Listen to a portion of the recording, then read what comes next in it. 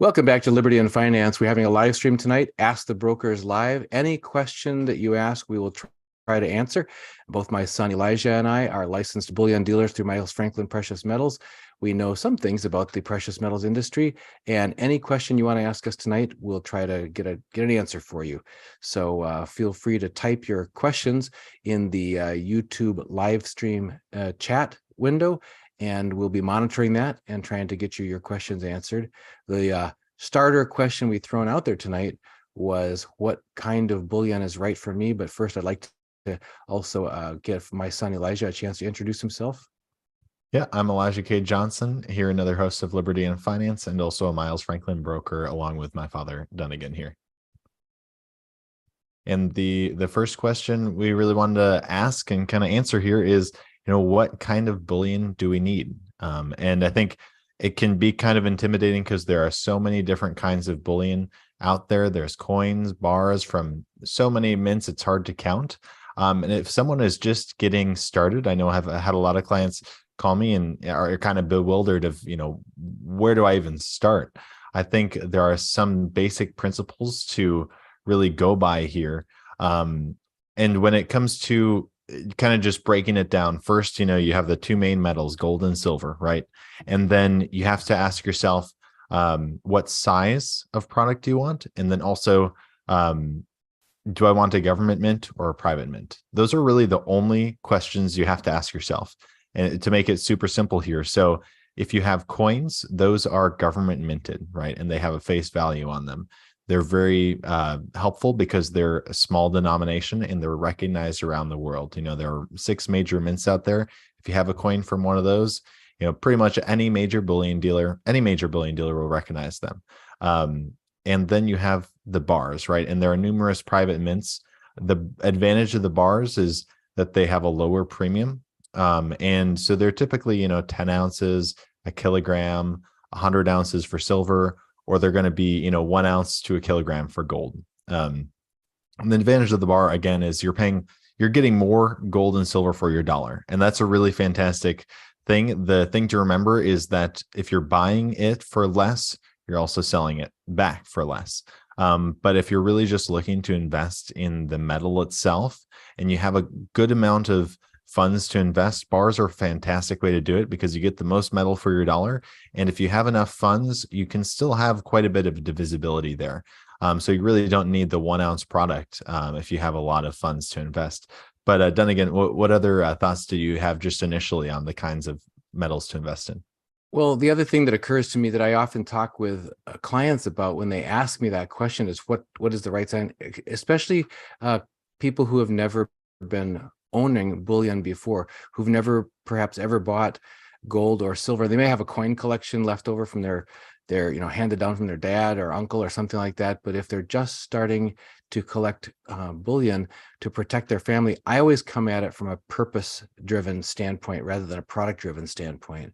And so again, from my background with Reluctant Preppers, which was the old name of our channel, I always ask people to help me understand their purpose and what's driving them, what's goal will look like success for them if we get it accomplished for them. And usually I try to ask for them personally is protection and hedging and insurance and safety outside the banking system, their number one, protection from the currency destruction of inflation, or protection from bank failure risk, or protection from destruction of the dollar, that sort of thing. If that's their number one driving concern, is that value of hedging and insurance and protection outside the system, then it guides me to emphasize, help guide them towards gold as the premier asset for that. Or if they're also comparatively high priority on potential appreciation and investment gains that silver might offer, even if they're willing to tolerate some of the volatility, then we talk a little bit about silver. And that's been a lot more interesting to people recently because of the unusual low price of silver relative to gold, or you putting it the other way, the high gold to silver ratio, which is at almost a generational high right now, which means you can get more ounces of silver compared to gold for the same price than you could at almost any other time, with a rare exception of during the COVID crisis, for example. So that's one thing. And then we talk about the the usefulness, the utility of small sizes of coins like junk silver, dimes, and quarters for the purpose, again, a purpose-driven question of bartering or emergency local purchases for, food at a farmer's market, or for fuel, or for repairs, or for services, or that kind of thing in their local community, having some of that on hand. And then also, when you mentioned the difference between bars and versus coins and the size, yes, you can get cheaper per ounce in bars, but you don't want to start there, because if you start with a 100-ounce silver bar, or heaven forbid a 1,000-ounce silver bar, or a kilogram size gold bar as your very first thing, and that's your whole nest egg right there, then it's very limiting and inflexible in what you can do with it down the road. So always thinking a few steps ahead. There's so many unknowns in this preparedness scenario playing that we try to do. We try to think several steps down the road and say, well, what kinds of scenarios are you trying to prepare for, and how will these different types of bullion assist you the most flexibly, give you the most options and the most optionality, we keep open the most widest universe of trading partners, potential trading partners, and put trust in the next person's mind, so that is not something you're hassling with in a moment of stress or reduced trust. So we can talk more about how either government minted coins versus private minted bars play into all those. Or if somebody comes and says, hey, I'm rolling over a big 401k or an IRA into physical precious metals, I've got this large, 6 or 7 figures, the number that they're working with, then bars are completely a much better fit for something like that, because they can take a lot of value and still not each represent too much of a percentage of your overall nest egg when it comes time to start taking distributions, liquidation, et cetera. So lots of different considerations, but I always come at it from a functional preparedness and purpose-driven standpoint rather than a product-driven standpoint. That's just the way that I've tended to approach it. Yeah, and I think, in life in general, starting with the why, I think is so important. And I think what you brought up, Dad, is that the importance of looking at the functionality of the different types of bullion. And you can kind of think of that as, first and foremost, why are you investing in bullion? Typically people, and what is the advantage of having bullion? Typically, the first initial reason people are looking to invest in bullion is to get outside of the system, have something of real value, something that has survived the test of time, for, how many thousands of years it's always had value. And if you look at any of the bullion you can get out there, just get something, and that will fulfill that purpose then. So you go to the next purpose of, well, the divisibility, right? How am I going to sell back? What am I going to barter with this? Those kinds of questions kind of come later then and get to those more specific products. So like the divisibility, right? You mentioned the 100-ounce bars versus the 1-ounce coins. So you can kind of funnel down and get to those more specific questions and get to exactly what you're looking for. And we can definitely help you with that over the phone. But I think just remembering that it's better to have bullion than not, right? Because it gives you that protection, and then kind of consider those other questions and scenarios after that. We do have a question here from a viewer, and they ask, would there be any advantage of coin of the realm bullion versus generic rounds? So to kind of explain what that means, we're looking at, for example, there are a lot of private mints around the US, like Sunshine Mint. There's a Japanese brand, Asahi. There's Pamp Swiss. There are all these private mints, and they sometimes create 1-ounce rounds that look just like coins, but they don't have a face value, but they still say, 1 ounce of silver on there.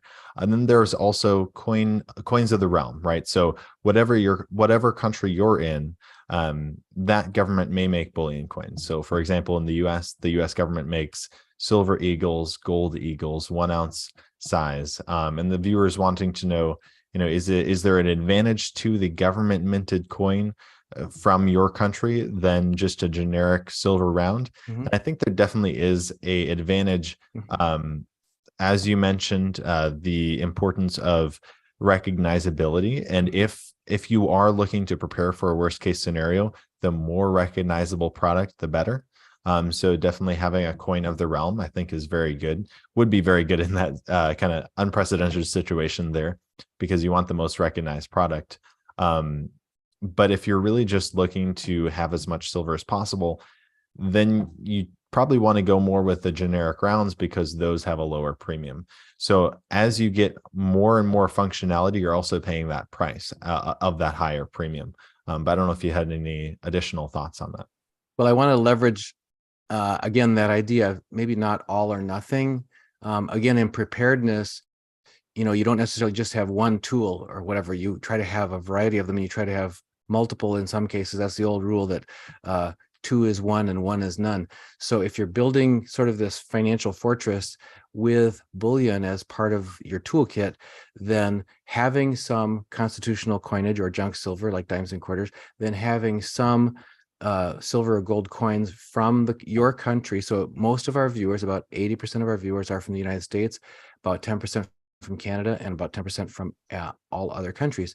So wherever you live, if you have coins that were made by the government of your country, the chances are, as you mentioned, Elijah, from a recognizability standpoint, they're going to be trusted by most of the people you're going to be most likely to be trading with or needing to interact with going forward, whatever scenario may unfold. So it's just prudent to have some of that. So put some of that right into your plan, put it in, but you don't have to have your entire stockpile be of that, because it may be more expensive. In the US, it definitely is more expensive, especially for the last 2.5 years.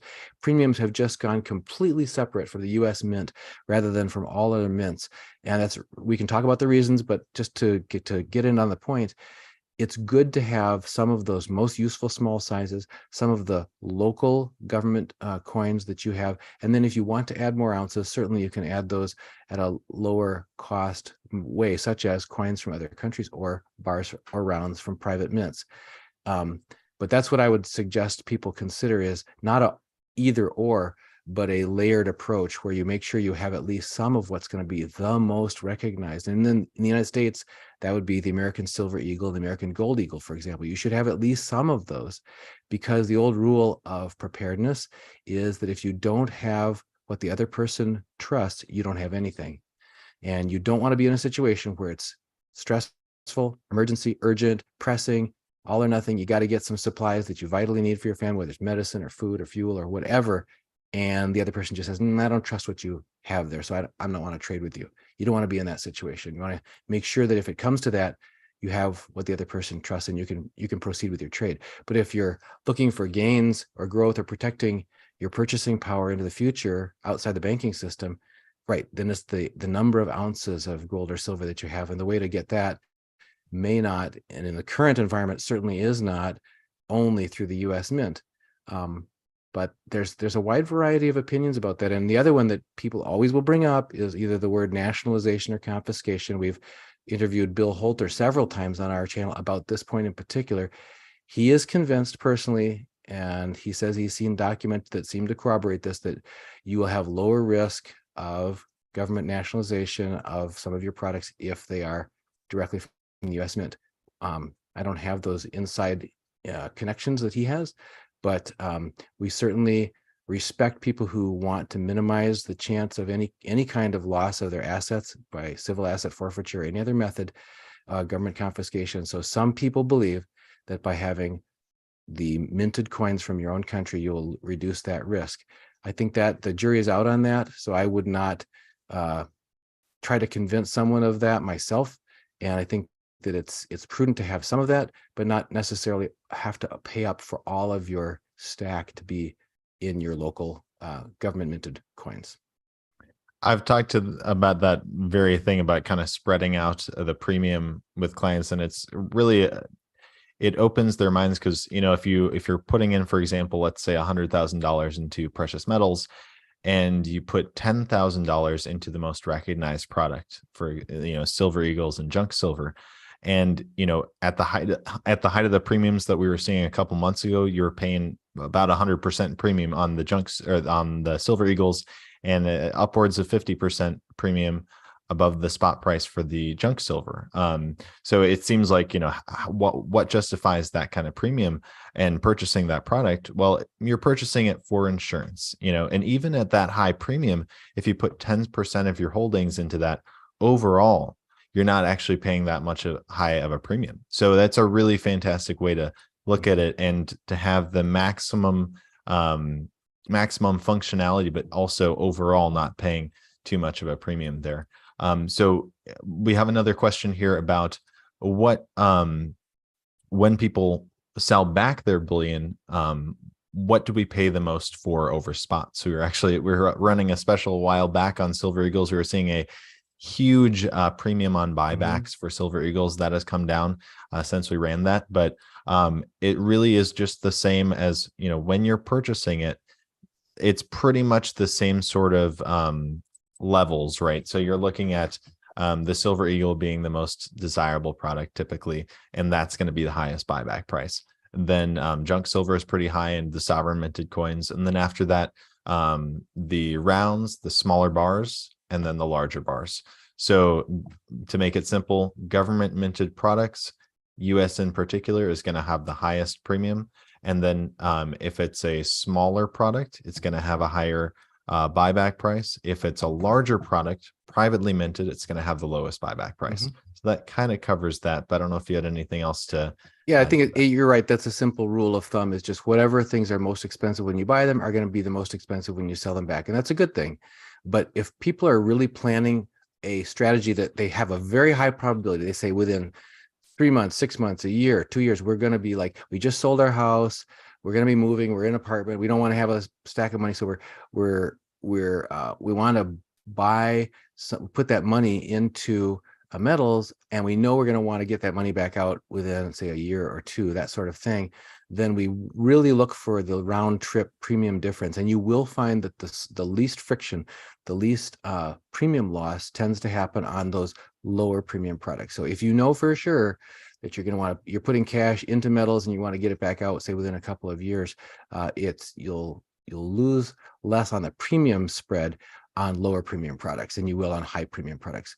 But if you're just trying to make that decision about government minted versus bars, that sort of thing, rest assured that when you do pay the highest premium to get in, that's likely to be the highest premium when you go to sell. Now, that doesn't mean that premiums will be as high, because premiums change all the time. You're mentioning, Elijah, that we had this, it was amazing. We were buying back American Silver Eagles for over $11 over spot as recently as about a month and a half ago. And that has really come down quite a bit in the last month and a half. So that's what my point is that the overall absolute premium scale is not guaranteed to stay the same, but the relative strata within, meaning government minted smaller sizes, are going to always carry the highest premium, even when you sell them back. I don't know if you see that question from Rick there, from Frederick Newcomb. Says, question, lately we've been hearing more about platinum becoming more desirable or discussed. What's your take on the recent increased interest in platinum products? Any thoughts from you, Elijah, on that? Yeah, I haven't seen, in the last year or so, like an increase of interest. I know the spot price did increase a bit. It was below $900, and now it's around $1,000 right now. One of the main reasons people are buying platinum right now, and the bullish fundamentals behind it, is that it's below gold's price. It's about half gold's price, and typically platinum is higher than gold's price. So it's very few, it's very not frequent. It's infrequent that we get a call for platinum. But that's the kind of the main reason that people are purchasing it. And also it is an industrial metal. And I think when it comes to investing in platinum, there is a lot of simplicity to it, because it's not going to be something you're probably going to barter with in the future. It's mainly speculating on the price. It does hold its value. I mean, it's a precious metal, right? So the likelihood of it falling to zero is pretty much impossible, right? But it's not a monetary metal. So it's not something that really almost ever has been traded. So it's not something you're going to be bartering with. It's not something you have to be too much concerned about. Do you want a bar or a coin?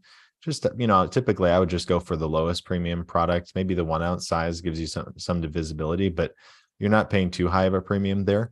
And it's really just if you want to speculate on the price. It's not so much of a storage of value or holding it as insurance or anything like that.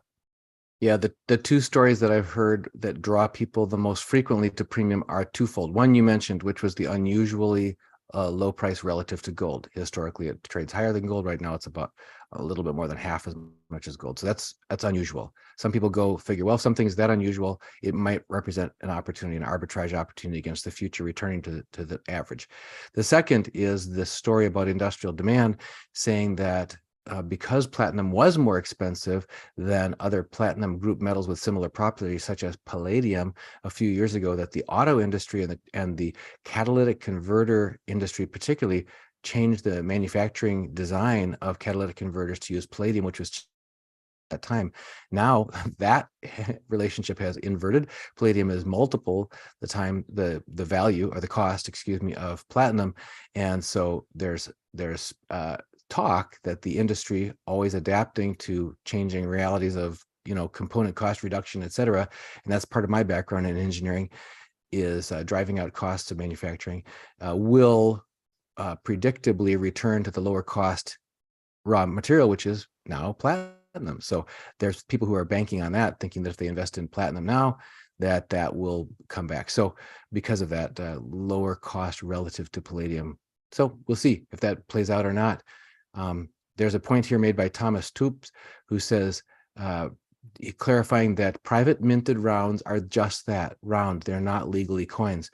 So it's a good point. He's right. And please be aware that that kind of bullion, whether it's bars or rounds, makes no difference. It's rectangular or circular, makes no difference. It's treated as bullion. And in fact, for example, the IRS Form 1099B thresholds list that lists different categories of metals, which if you sell them back to a dealer, the dealer have certain mandated reporting thresholds, which, by the way, if you're interested in that, just make sure you email us at libertyandfinance@protonmail.com.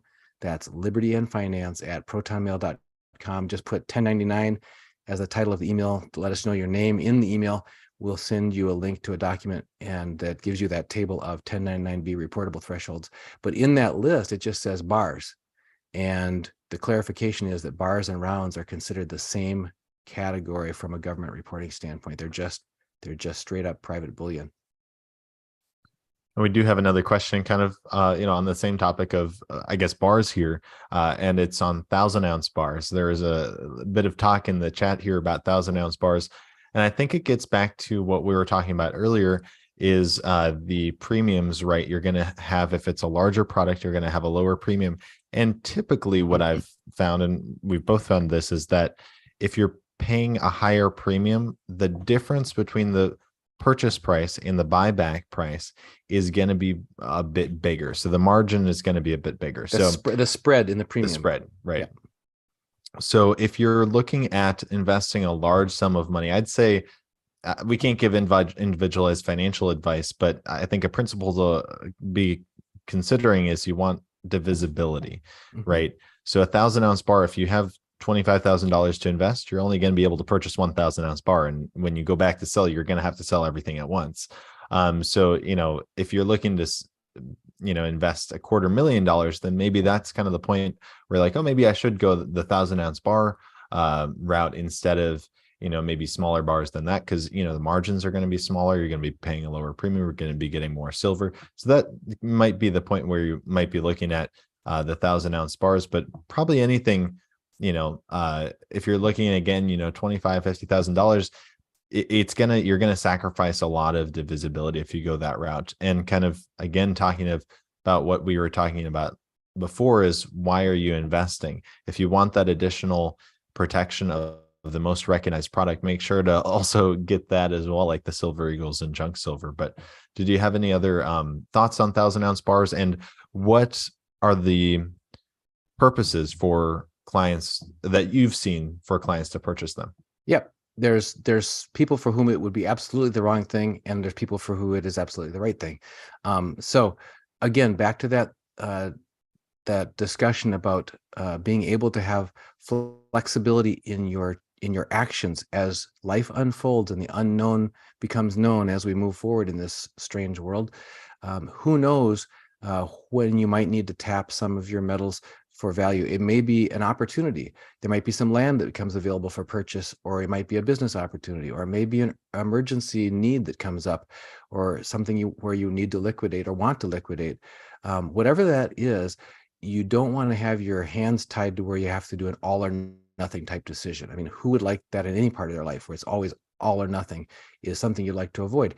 It comes back to a similar question when people ask us, when they call us and they say, well, I'm kind of behind, I'm just getting started. Should I go all in right off the bat, or should I dollar cost average in, monthly or something?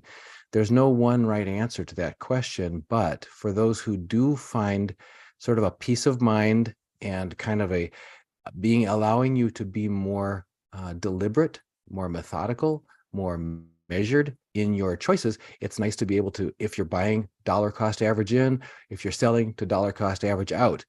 And if you think about that in terms of at least, like, say 3 or 4 or 5 or 10 or 20 sub portions of your overall strategic move, then that might help answer your question of what size products are the right for you on the big side. And it's not just 1,000-ounce bars, even 100-ounce bars or kilo bars can affect your flexibility and your optionality when you're cost averaging in or cost averaging out, or when you want that ability. I don't think anybody would feel constrained if you had 20 of a certain thing and you decide, I think I want to sell a little bit, and you sell 1/20th of your total stash. That doesn't seem so restrictive on you. But if you suddenly realize, I only have 2, I only have 3 because that was my whole nest egg, and then you have to sell half or a third of your entire stack in a single thing because that was necessitated because you bought such big pieces, that's unnecessarily restricting your future. So people for whom it fits well are people who come across an inheritance, they sell a big business, they sell a big piece of real estate or something like that, they have a big IRA that they've amassed over their entire career, and they want a very cost-effective way, and they're planning on storing in a vault, not necessarily taking personal delivery. Then 1,000-ounce bars are a good fit for that, perhaps. I mean, if you have $300,000 or $400,000 worth to put into silver, then $20,000 pieces don't sound so bad. But if you're sitting there at home and you have this thing delivered and it weighs 70 pounds, and you think, gee, now what am I going to do with it? Because it's going to be really, difficult or expensive, or maybe not even possible to insure if I want to ship it in the future for, to some other location or something to think about. So the answer to that question depends on what your overall size of your nest egg is and what percentage of this will represent, and that will affect your optionality going forward. But it is the least expensive to get in and get out of. All right. Well, I think that's all we have time for tonight, but thank you for everyone watching, for making this possible, for joining us here and asking the questions. We couldn't do this without you. And I guess just to reiterate, it's really important to kind of step back and realize, why invest in precious metals in the first place. It's taking back your personal sovereignty. It's becoming your own central bank, as Gregory Mannarino likes to say. You're holding something of real value. It's insurance for a worst case scenario. And if you just remember that in mind, and again, just why are you purchasing it? Everything else kind of comes naturally, and we can definitely walk you through the process and, figure out what's going to help you figure out, right, what's going to probably be the best kind of product. So thank you so much for watching. And I guess then again, any last thoughts before we leave our viewers here? Well, I think you just touched on something there, that just to remind everyone that whether you're just getting started or whether you're trying to help a family member or relative who's just getting started, and you want to make sure that there's a consultative approach where their comfort zone, their specific individual needs are taken into account, and not just a cookie cutter approach, or not just left completely unto yourself. That's one of the differences between working with us and with Miles Franklin versus just going to an online dealer. Anybody can go to an online dealer and click a few clicks and put some things in a shopping cart and check out. The question is, was it the right fit for you? Did it help you to accomplish what you were really needing to, so that you can be successful going forward? Our whole mission here at Liberty and Finance is helping you be aware and prepared. A big part of that preparedness is making sure you have your financial preparedness. So we're not financial advisors, but we can help at least reflect together on, ask you some questions, and share information we've gotten from interviewing lots of expert guests on this channel. And that we keep getting told by people every week that that was actually very helpful to them and something they couldn't get anywhere else. So happy to help people do that. And the remarkable thing is we can do it still at a very competitive price. It's very different from, say, going to like the really big fancy department store and their fancy getting fitted for some, you know, custom tailored suit or something, and then you're paying multiple times what you'd be paying if you got it at the cheap place. We are an unusual combination of that personalized private service with the consultative approach, and also excellent and competitive prices. So anyway, that's why we try to help people. All right. Well, thank you everyone for joining us today. And yeah, have a very Merry Christmas in the coming week. Blessings to you, everyone, and your families.